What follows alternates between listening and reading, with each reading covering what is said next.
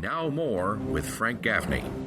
Welcome back. We're joined by Douglas Murray, one of the most splendid men I know, particularly in Europe, especially a man who has done incalculably important work in illuminating the dangers facing the free world, and most especially the rising tide of Sharia supremacism. He is these days the associate director of an organization near and dear to my heart, named after my old boss, the Henry Jackson Society. He is also an associate editor for a splendid publication, The Spectator, and the founder in the past of a wonderful organization, the Center for Social Cohesion. He is the author of 5 books, including most recently Islamophilia, a very metropolitan malady. Douglas Murray, welcome back. Good to have you with us.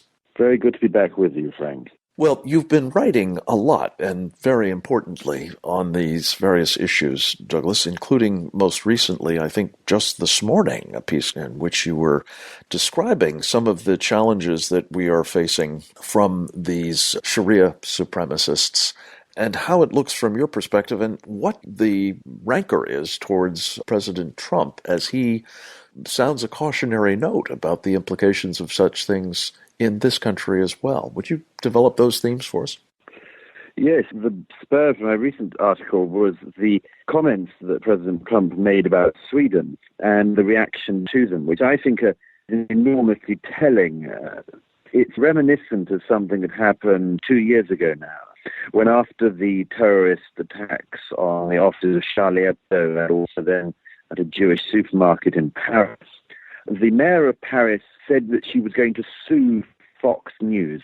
And this was because Fox had a contributor who mentioned the no-go zone, which a Fox News contributor in question said exists in France and in other countries in Europe. And on the basis of this, the mayor of Paris suggested that such comments could lead to things like a downturn in tourism in Paris. They defamed the city and so on.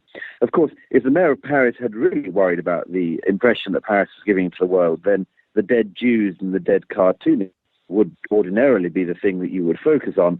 But no, it was this focus suddenly on Fox News and on a single Fox News contributor. The same diversion, deflection, distraction, I would argue, has happened in the reaction from Sweden and from Europe in general about Donald Trump's comments. In response to a comment by the president, everybody immediately switched into hilarity mode. Don't you know, Sweden's just the land of meatballs and self-assembling furniture. And it's a very unhealthy thing, I would argue, in Europe, that we're in this mode where the person who points to a problem becomes the subject of the ire. And we don't seem to get any closer to addressing the actual problem. Instead, we have this strange, I think, slightly psychiatric response. Yeah. Douglas, you have been subjected to a fair amount of this yourself, needless to say, as one of the most forthright critics of this kind of conduct by people who are seeking to impose, among other things, Sharia blasphemy laws on Europe and elsewhere in the West. I wonder, as you're speaking to an American audience at the moment, what of the things that are manifesting themselves in Britain should be top of mind for us as we're contemplating the state of our union, yes, but also the sort of state of the free world? Well, this may seem too general a point, but I think it's important, is that I just urge people to consider the truth of things that even their political opponents say. There's an extraordinary thing that has happened in Britain in recent years. It's happened in Europe in recent years, whereby because you don't like the person or didn't vote for the person who's saying something, all of your energy goes to lambasting their claims. And instead, I said this to a Swedish MP on the BBC, it really is just so much easier in the long term if instead of ridiculing, you try to address the substance of the claims and the problems that people identify. This is such a broad thing that it's almost useless, but I think it is vital. It's vital when people point to real problems that exist. Instead of fighting the shallow political war on it, people consider the veracity of the truth of what is being identified and try to respond to it. I said to this Swedish MP a couple of days ago, our experience in Britain is it's much better if you don't cover things over. In the long run, it's going to be a lot easier for you to face up to the challenges rather than to try to laugh them away and kick them under the carpet for another few months. Yeah, well, I'm sure that member of parliament didn't take it very well, but it's great advice.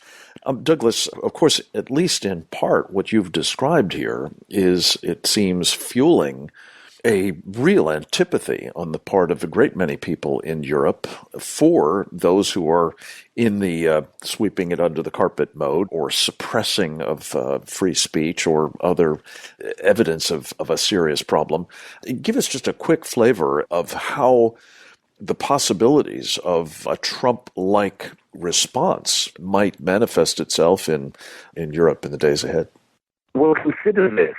The response in Europe and much of America to Donald Trump's proposed temporary ban on people from 7 unstable Muslim-majority nations coming into the U.S.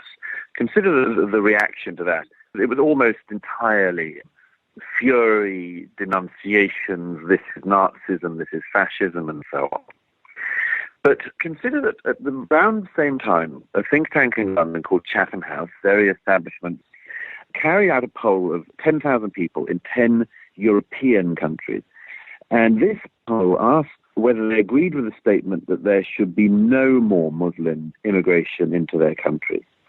And of the populations in the 10 European countries, including the majority in 8 of those countries, the majority of the public said that they didn't want any more Muslim immigration into their countries.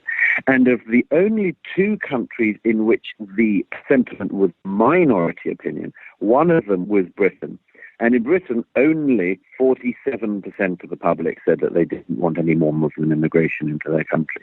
And when you consider the divide between the acceptable opinion and indeed the mainstream opinion in the public sphere, in the press, in almost all political discourse, and then reflect on what now is majority opinion in most countries in Europe, you see, I think, a very startling divide.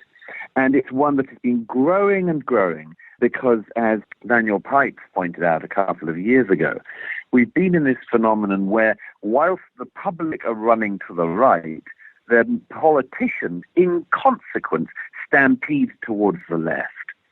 And this divide is being filled up in Europe by some politicians. But it's a very patchy picture, and it's certainly not a coherent one at present. We face the elections in the coming months in Holland in March. We've got the first round of the French presidential elections in April, and then later in the year after summer, elections in Germany.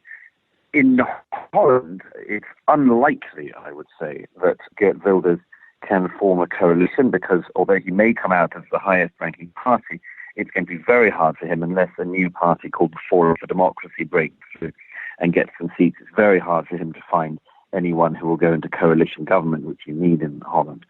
In France, it's anyone's guess. There is a very narrow path to the presidency that Marine Le Pen could manage, but I think it's far more likely that having made it through to the second round, we see a repeat of what happened in 2002 with her father, and left and right in France joined forces to keep the National Front leader out of power. But, these are very strange times, and most of us, didn't expect the Brexit vote. Most of us didn't expect Trump's presidency.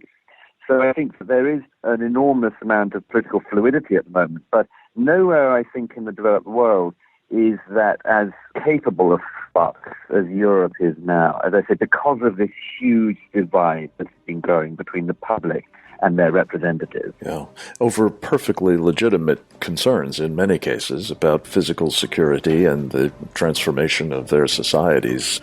There are a few people who are monitoring this with greater skill or warning of it with better clarity than you. Douglas Murray of the Henry Jackson Society, I appreciate so much your time as well as your extraordinary contributions. I hope you'll keep them up and continue making them here with us in the days ahead. It's great to talk with you. Next up, we'll speak with Harold Rode, an American scholar and practitioner of national security policy, about the Middle East and what it all means for you. That more straight ahead. Go to SecureFreedomRadio.org today. It's your freedom. It's your country. Frank Gaffney's Secure Freedom Radio.